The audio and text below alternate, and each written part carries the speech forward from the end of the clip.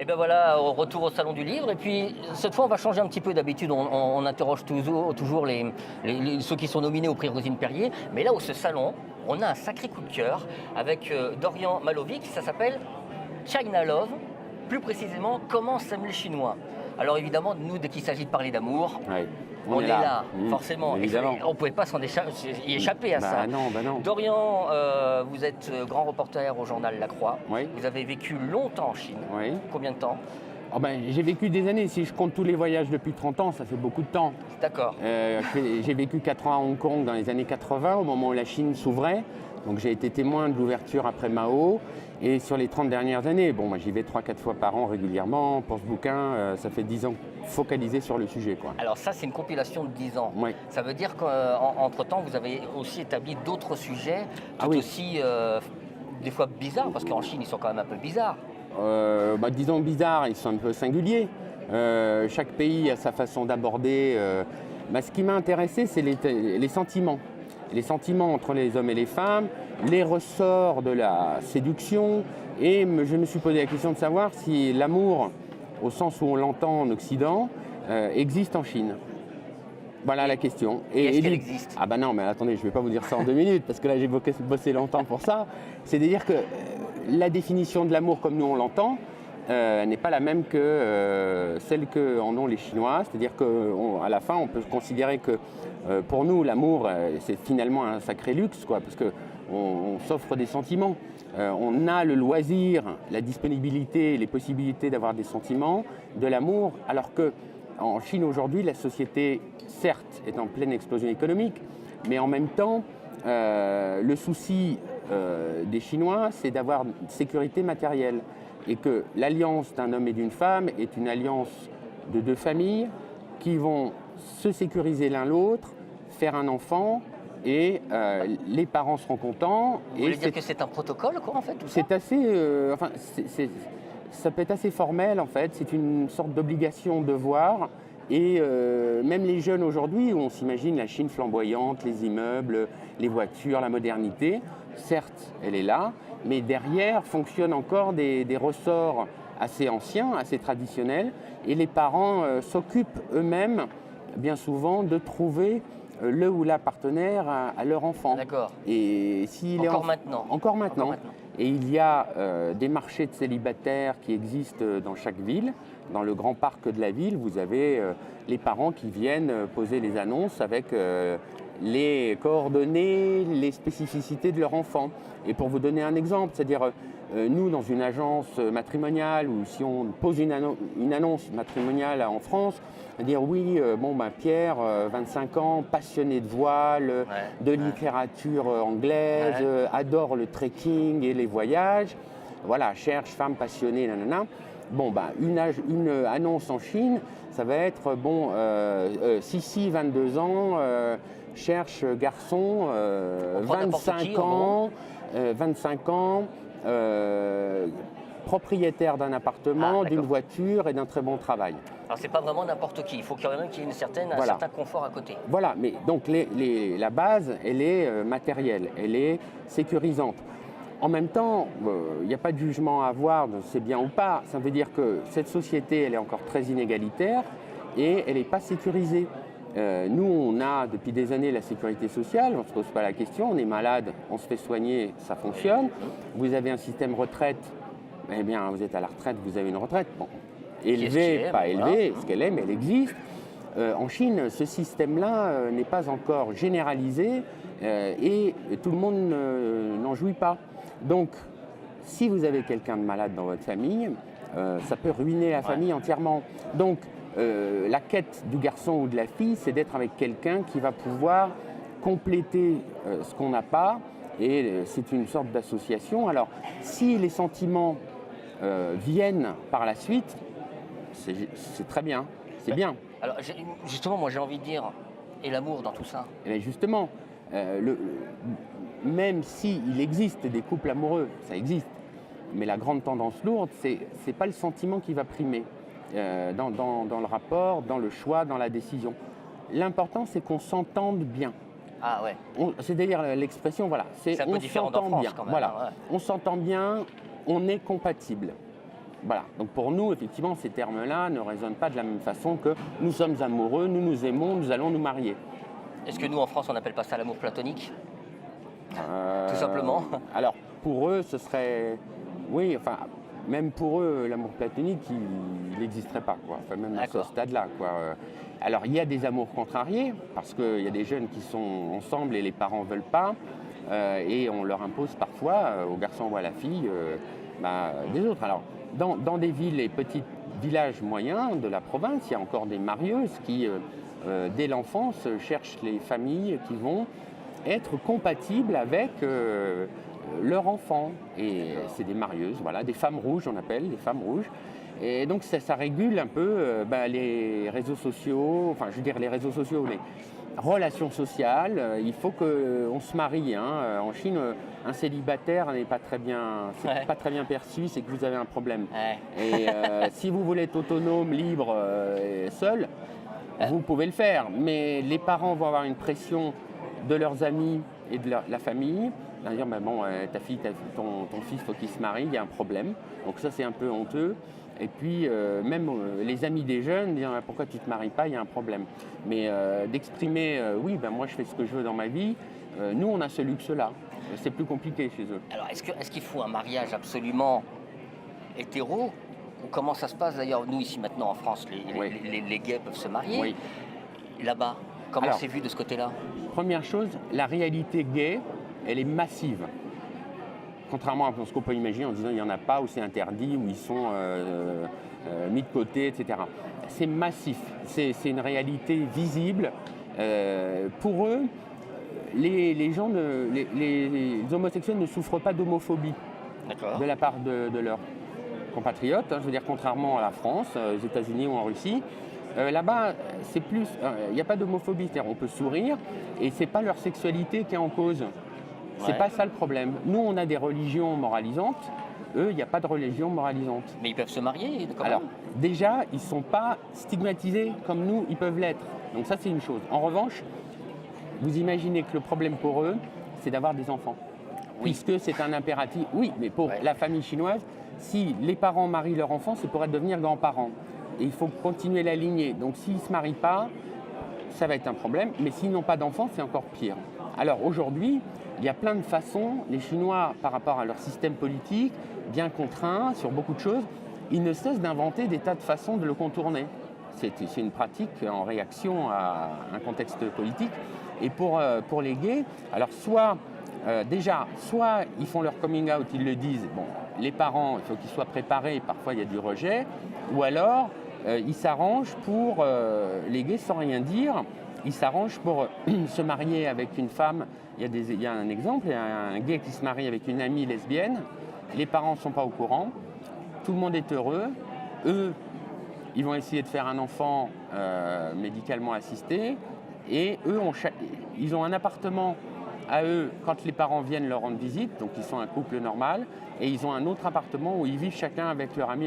Donc c'est un peu compliqué. L'organisation, ouais. Mais oui, il faut qu'il y ait de la logistique derrière. Mais ceci dit, voilà, et ils ne veulent pas, là en l'occurrence, ils ne veulent pas faire du mal à leurs parents.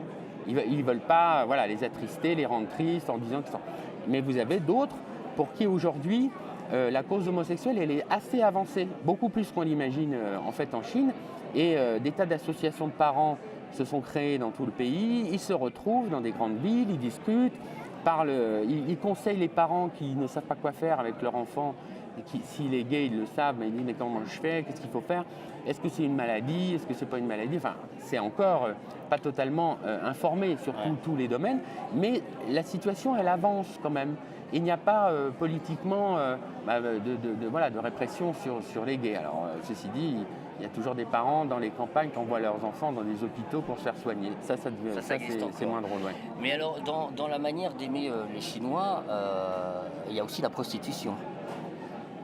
Alors, est-ce que c'est de l'amour? J'en sais rien. Ça, je pense que il ne s'agit pas d'amour, mais ceci dit, la réalité, en fait, de la prostitution, c'est qu'elle est revenue dans la réalité après Mao, mais elle est inspirée de ce qui se passait au moment de l'Empire auparavant. Alors non seulement vous avez tout un système de prostitution féminine économique, bon, vous avez des femmes de la campagne qui viennent se prostituer en ville, vous avez aussi vous avez des maîtresses, et vous avez des concubines. Les concubines, c'est les femmes de riches hommes d'affaires qui sont mariés et qui font des affaires dans tout le pays. Le pays, c'est le continent quand même, hein. Donc quand ils partent à 2000 km, ils font des affaires partout. Et ils se sont tellement enrichis qu'ils entretiennent à plein temps, avec appartements, vêtements, voitures, des jeunes femmes de 22 ans, 23 ans, un peu dans tout le pays, qui sont à leur disposition quand ils vont faire du business dans les villes. Donc ça, c'est encore une fois une réalité sociale et une réalité économique. Et il y a des villages de concubines dans certains endroits où elles sont entretenues. Des fois, l'homme d'affaires... alors évidemment, le destin d'une concubine, c'est d'être abandonné. Parce qu'en prenant de l'âge, c'est-à-dire passer 25-26 ans, le riche homme d'affaires, il va vouloir en avoir une, mais de 21. Donc, soit il y en a certaines qui font un plan marketing sur 3-4 ans et qui ont l'intelligence d'économiser, elles s'offrent une boutique et elles font du commerce après et c'est bon, elles refont leur vie, elles effacent totalement ça de leur vie et ça continue. Et d'autres sont souvent, alors s'il y a un enfant qui arrive, c'est un problème, elles essayent de se marier mais l'homme ne va pas divorcer, donc il y a des problèmes évidemment liés à ça, quoi. Donc c'est pas très simple. C'est marrant parce que quand on lit ce livre, alors c'est quand même 10 ans de témoignages que vous avez compilés. Pour aller partout, oui. Et surtout, moi j'avais l'impression que les Chinois étaient beaucoup plus pudiques que ça, au final. On a cette image-là. Oui. Est-ce que apparemment c'est pas le cas parce qu'ils ont pu se confesser et on en parle, j'ai l'impression, sans tabou quand même. Ah ben, si vous voulez, ce livre-là, j'aurais jamais pu le faire en découvrant la Chine, par exemple. C'est vrai que c'est l'expérience de se mouvoir dans ce pays, de connaître les codes, de ce qu'il faut faire ou pas faire, surtout de ne pas se comporter de telle manière ou de telle manière. Et l'effet, c'est qu'en connaissant beaucoup de gens, et je leur ai dit que je faisais un travail sur les relations entre les hommes et les femmes, beaucoup de femmes ont répondu. J'ai eu aucun refus de leur part. Elles sont beaucoup plus ouvertes en fait à raconter leur destin que les hommes qui sont plus timides. C'est plus tabou, c'est plus complexé aussi. Et en fait, le fait qu'elles sachent que je connais la Chine depuis 30 ans, les met en confiance. Et donc du coup, elles ne vont pas me raconter ce qu'elles devraient raconter à un occidental, c'est-à-dire oui, moi je suis une femme chinoise traditionnelle, donc pudique, honnête, fidèle, etc. Et alors là, celui qui ne connaît pas la Chine dira ah oui, d'accord, ah oui, vous êtes pudique, nana, voilà, oui, oh là, oui, c'est la femme traditionnelle chinoise, super. Et là, elle sait très bien que là, je dis oui, bon, ben, ça c'est l'image que vous voulez donner parce que c'est la bonne image que vous voulez donner à l'étranger. Mais au-delà de ça, donc la réalité, elles ont aussi eu envie d'en parler. Les histoires de leurs grands-parents, quand les grands-parents, le grand-père, il avait 3 femmes, 4 femmes parce qu'il était riche commerçant et que la polygamie, c'était totalement naturel. D'avoir 4 femmes, c'était un signe de richesse. Il y avait des grandes maisons avec plein d'enfants. Tout ça a été cassé avec 49 et Mao. L'histoire de leurs parents, donc les mariages politiques, et puis maintenant leur histoire à eux. Et on voit que eux, les jeunes, ils ont aussi des pressions. Et ça se raconte. Et je pense que, après, c'est la confiance qui s'établit avec les gens. Mais quand ils vous font confiance et que vous êtes bienveillant, loin de moi l'idée d'avoir jugé qui que ce soit dans ce livre, mais ces témoignages précieux, il a fallu que je les répercute en disant voilà ce qui se vit, ce qui vibre dans des choses dramatiques, dans des choses plus heureuses. Mais c'est un destin partagé par une grosse partie des gens aujourd'hui. Alors, il y a des changements. Il y a des jeunes qui sont exposés à l'étranger, au voyage. Ils étudient dans les pays anglo-saxons, ils étudient en Europe. Ils lisent de la littérature occidentale, des films. Et donc, ce sentiment amoureux, ils le voient dans les films romantiques. Et évidemment, il y a un désir et ils voient que ça vient un peu en contradiction avec la réalité culturelle chinoise. Et beaucoup se marient en Europe. Quand ils reviennent en Chine, il y a beaucoup de témoignages de jeunes femmes qui reviennent et qui disent mais je suis totalement décalée, mes parents veulent que je me marie avec un garçon qui est totalement hors de ce que j'ai pu vivre à l'étranger, quoi. Je dis moi j'avais des copains, des petits copains, etc. Mais c'était pas tellement évident à vivre en Chine.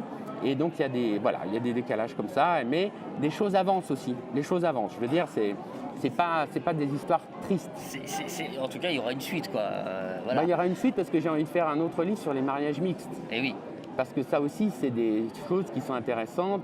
Qu'est-ce qui fait que on se met ensemble avec le différent culturel, est-ce que l'un connaît l'autre ou pas? Et il y a beaucoup d'histoires aussi qui sont un peu dramatiques. Hein. Qu'est-ce qui pourrait choquer les Français dans cette manière d'aimer des Chinois? Moi, je crois que c'est le pragmatisme. C'est le pragmatisme, c'est-à-dire, on a besoin d'être avec un conjoint, on s'entend bien, on va faire en sorte que, et c'est fondé sur une assurance, je dirais c'est une sorte d'assurance matérielle de la vie, et on avance dans la vie. Après, je pense que ce qui peut nous choquer, c'est qu'il n'y a pas l'expression extérieure d'affection, de sensibilité, d'affectivité, de sensualité, elle est en train de naître, mais ça, c'est quelque chose qui n'est pas si évident que ça. Enfin, c'est pas ce qui s'exprime spontanément, enfin, chez eux, en tout cas. Et ça pourrait nous frapper. Maintenant, il y a beaucoup de jeunes garçons occidentaux qui vont en Chine, un peu naïfs et qui ne connaissent pas. Ouais. Et qui se retrouvent entre les mains de jeunes femmes très intelligentes, qui savent très bien les codes occidentaux et qui vous jouent une comédie de la femme chinoise traditionnelle, donc qui ne va cesser de le complimenter. Ouais, t'es mon empereur, t'es mon roi, t'es mon prince, t'es le plus beau, t'es le plus fort. Et si on n'est pas un peu les pieds sur terre et en disant mais non, mais personne ne m'a jamais dit ça comme ça, mais c'est très séduisant, mais tout ça, ça peut être aussi des pièges, quoi. Parce qu'il y a une volonté, avec un occidental, c'est toujours une promotion sociale. Et à l'inverse, qu'est-ce qui choquerait les Chinois dans notre manière d'aimer en France?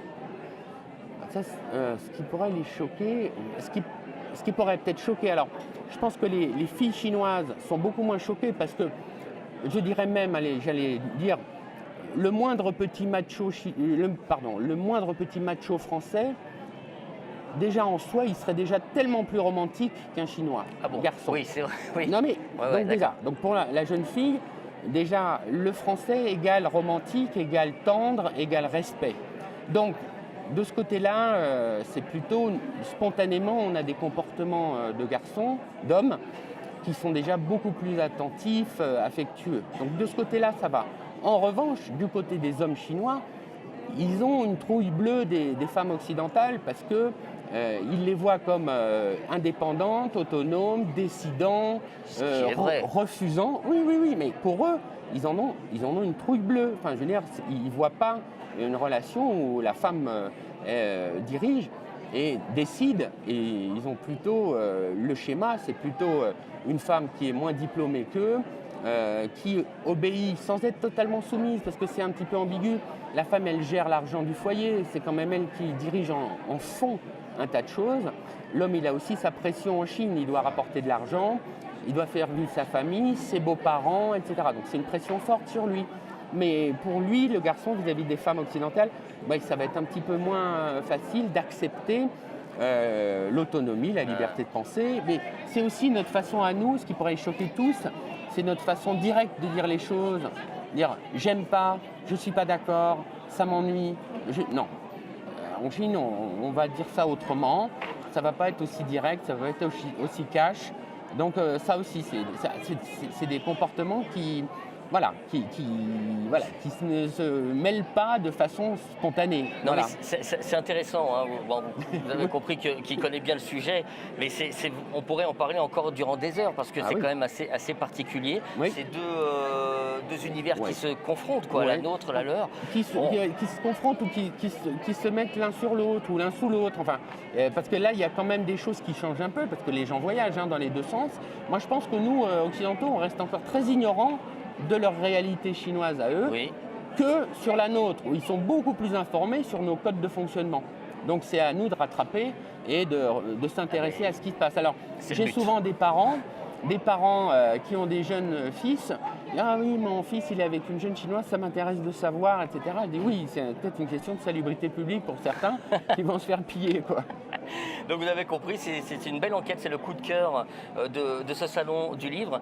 China Love, comment s'aiment les Chinois, aux éditions Talendier de Dorian Malovic, où vous allez vraiment rentrer dans... Alors bon, déjà on voit par rapport à la photo, on voit le billet au milieu du cœur, donc ça résume quasiment. Ça relie les choses. Voilà, ça relie les choses, mais franchement vous allez tout découvrir de cette grande enquête faite par Dorian Malovic.